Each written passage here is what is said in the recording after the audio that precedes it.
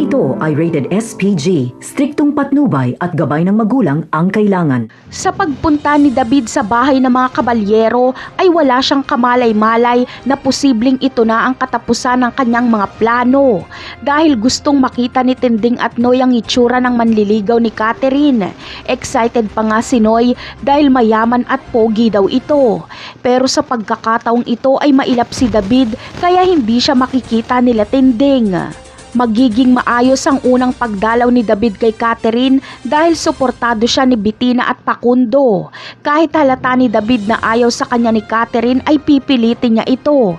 Kaya masusundan pa ang pagpunta ni David sa bahay ng mga kabalyero para dalawin si Catherine. Botong-boto kay David si Senyora Bettina.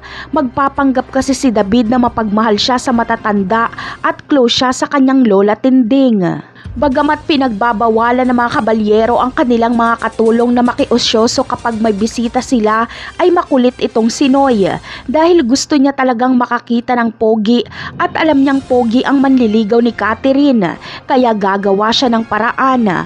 At dito ay makikita ni Noy si David. Magkakasalubong ang kanilang mga mata kaya magkakagulatan sila. Gulat na gulat dito si David at susubukan niyang suhulan si Noy para hindi ito magsalita kay Tinding. Pero hindi niya masusuhulan si Noy. Ngunit ano kaya ang gagawin ni David kapag makita niya nga si Noy? Agad niya kayang tatapusin si Noy para hindi na ito makapagsalita pa? Ibang klase din pala itong si Noy.